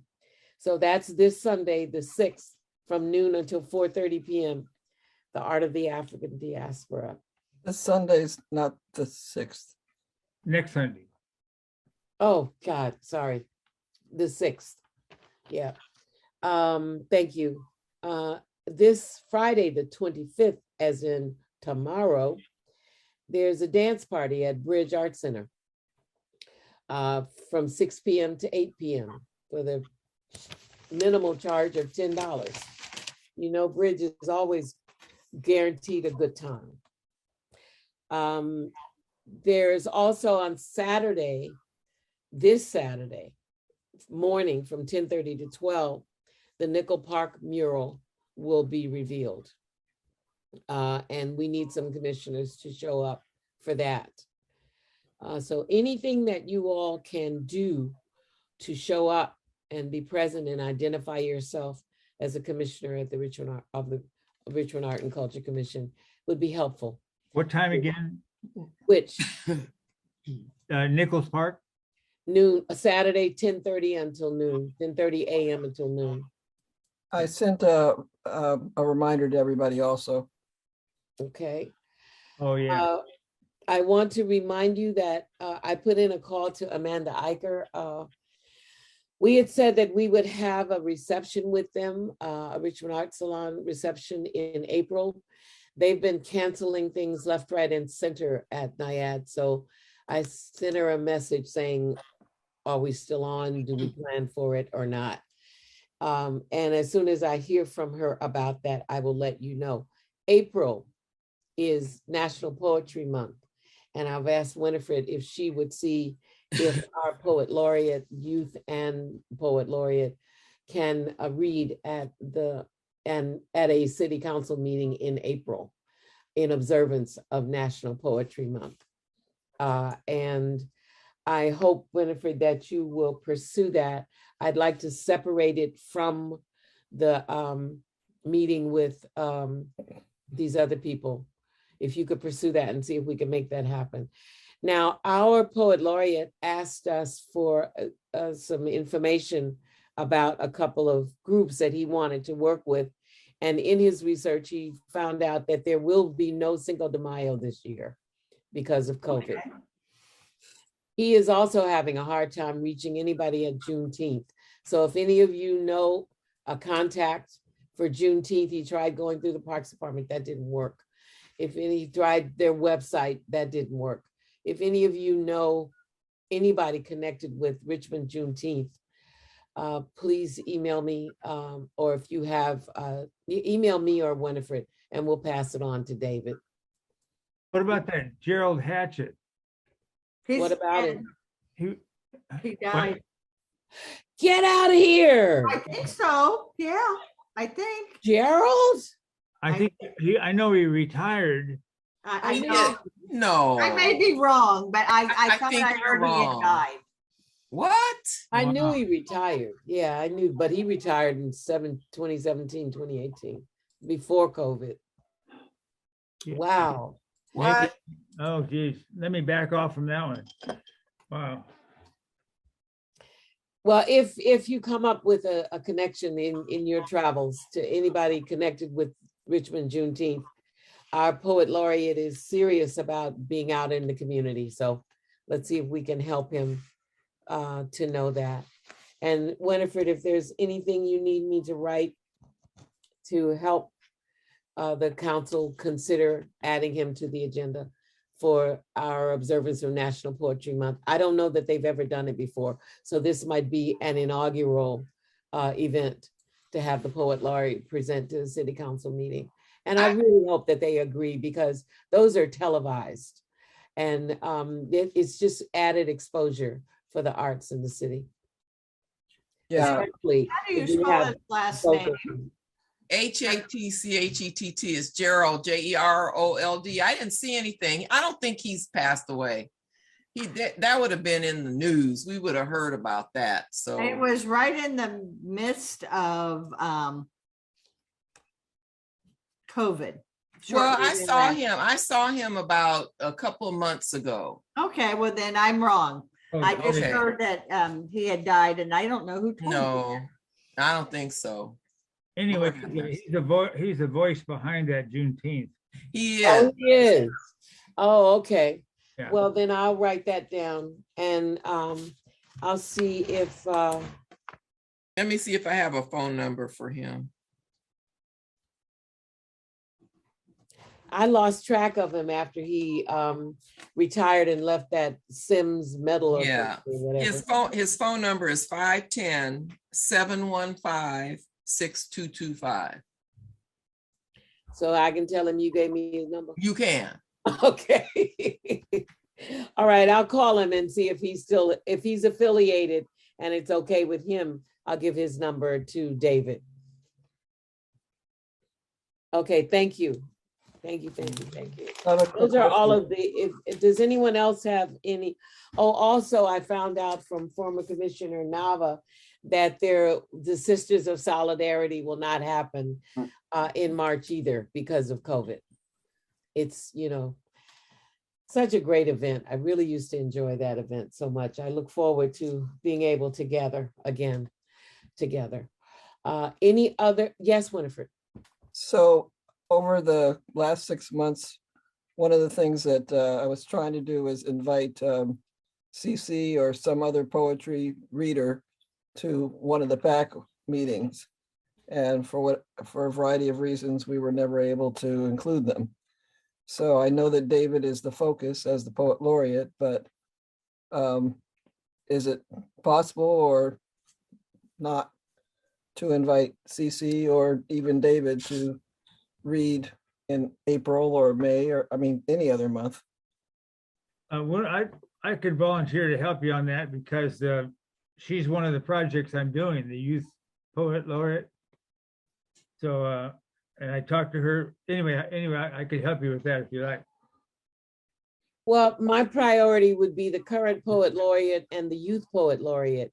And if you want to include CC with them, yeah, but not instead of, alongside of.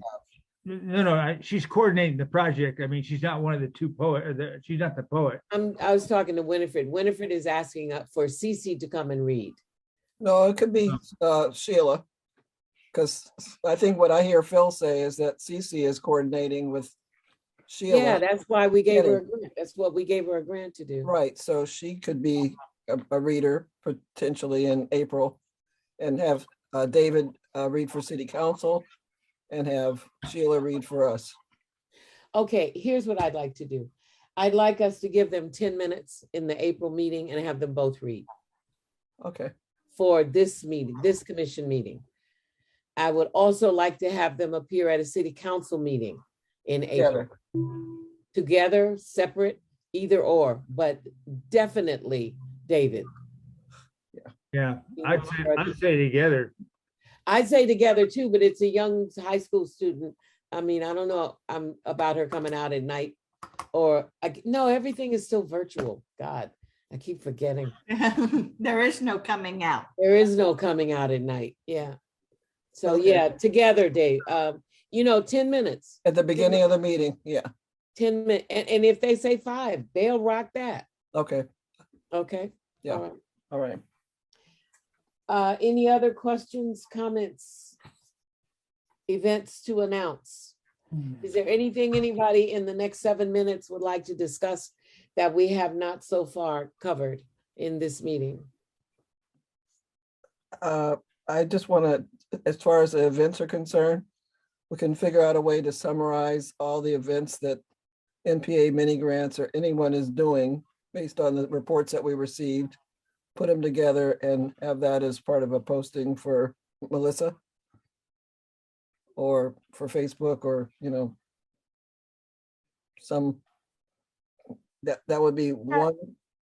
Melissa? Yeah, anything, any event, just send those to me via email. And yeah, I'm trying to be better about looking at them and immediately doing something with them so they don't get lost.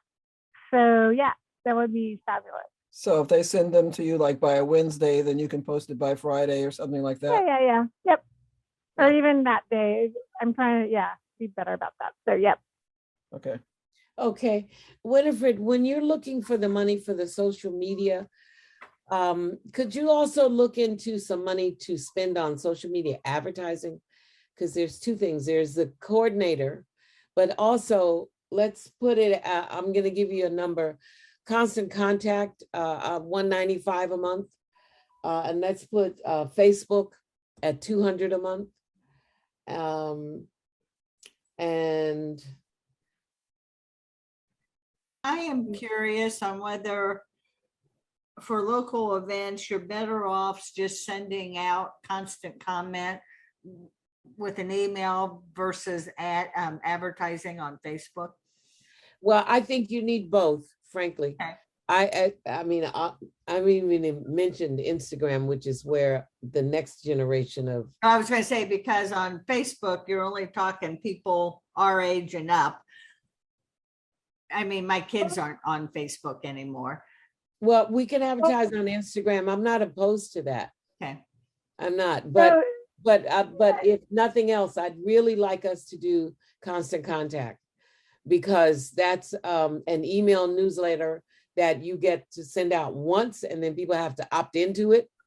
And so then once if they don't if they don't unsubscribe, you've got a built-in audience base, and people can give you permission. I mean, then, oh, thank you. God, I knew there was something else. It related to social media. Who at the city is it that we need to talk to about the Art Commission's page on the City of Richmond's website? Is that KCRT? That's part of the scope of services that I'm putting together to clean up the website. That's a separate from the social media. Yeah, Right. because a whole lot of things need to be cleaned up on the website. And that's part of KCRT's job. Okay, all right. And that's a good place to put the logo in downloadable form for people to find. Okay, then you know what? That brings, if we do that, we need to be able to give it members only access or something. Because God, I don't want God and his grandfather having that logo. Well, why not? I mean, Why not? well, I was going to say, Then it same loses thing is value. when I was looking for logos to give credit, the first thing I went to for a grant for receiving money would be to go to the foundation site, and they always had a downloadable logo. Well, I think that's fabulous. I would caution against that. Once we get a real page on the city's website, I really would like there to be a portion of that page that was only accessible to grantees. Oh, that would be fine. And they could go there to get a logo. That would be I don't want the general public to be able to grab a logo, and I'm seeing it on something that has nothing to do with us. That's fine. Don't you see it on the side of fire trucks and city cars? Isn't that a logo? Yes. Maintenance trucks, isn't that the logo we're talking about? No, it's not the logo. I'm talking about the Richmond Art and Culture Commission logo. Oh, okay. Okay, you didn't say that before. Yeah, I agree with you. Okay. All Sure. right. Melissa, unmute yourself. sorry. So yeah, no, I agree with all of this. So, but what needs to happen, like the way we do it in business, right, is you have an entire plan for how you're presenting yourself online. So there's the website, and then there's the social media, and which platforms, not all platforms, because we need to figure out, well, who do we want to reach, right, and where do they go? So yeah, the Facebook is for us, and then TikTok is even getting, the youngs are even going off of TikTok because there's too many olds on it. So we kind of have to have maybe some thinking about how it has to be a plan. Otherwise, Yeah. it's just not going to work That well. is a part of the strategic plan. That's Right, a exactly. significant part. Yeah. I mean, the whole audience development, audience outreach portion is key in the strategic plan. So I'll add this to the agenda for next month, and we'll have more time to talk about it. What? You're adding what to You the got 1 minute. Strategic plan. Or No. Social media. No, No, No? no, Okay. no. All right. But do you understand why I'm saying no? You don't want to, You're muted. You're muted. you just don't want to talk about it more. That's fine. I'm okay with that. Ooh, I am way more of a professional than that, baby. Trust me. Why I do not want it on the agenda for the next meeting is because it is a larger issue than we have. We decided not 15 minutes ago to hold off on discussions on the strategic plan until we have more commissioners so that we can discuss it as a new group. And as a part of that discussion, of course, the social media plan, the brand book, the brand Bible, all of that's to be considered as a part of a strategic plan. But I don't see what discussing it next month is going to do for us. At this point, if we could just get things on Facebook, and if you come back and tell us that we have the money to go into a contract with Constant Contact and hire a social media coordinator, then that's done. I don't see how further discussion moves us forward. I just don't. If you all think differently, we'll put it on the agenda for next month. Okay. You have to know where you're going before you know who to hire and how to tell them what to do. So like I would say we do need to talk about the plan. If we're going to hire somebody, we need to have a plan for it. I don't know if it's part of the strategic plan or part of its own thing, but we definitely need to talk about what we want to accomplish with any kind of social media director or anything like that. And that's my opinion. So what we want this person to accomplish is not outlined in their scope of work? Or are you talking about I think we're metrics? still working. I think we're still working on it. So, but just in this conversation just now, we've identified 3 separate things that we would want somebody to do. With the stuff that I sent Winifred was only about social media posting. Like, so it's not gonna include all the rest of that stuff because I wasn't asked to talk about that. So I'm gonna say we might need to think about it and work on it more to get something really strategically relevant and then figure out how to fill that role. So however we want to do that, but we need to think about it. Okay, Winifred, add it to the agenda for March. Okay. If there is nothing else, may I have a motion to adjourn? So moved. Philip, so moved. Commissioner Bolio, second. All in favor, signify by yelling. Aye. Thank you. Yeah. Aye. Thank you. Thank you. Good night, everybody. Flo. Thank you, Winifred. Thank you, everybody. Thank Bye. you, Commissioner You're Bolio. troopers. Thank you, Tom. Yes. I love those suspenders, baby. Yeah. Flo. Yeah. The comment. There's a parliamentary procedure, a small one, but one that you can do. You've got the attendance of everybody here, so you know who's here. And something like the agenda or something like it's real simple votes, which is pretty much automatic. You can just ask if there's any opposition. And Oh, gotcha. and there's no opposition, motion passed. So moved. It'll Okay. so moved, and then Winifred knows who's here. It just saves a little time.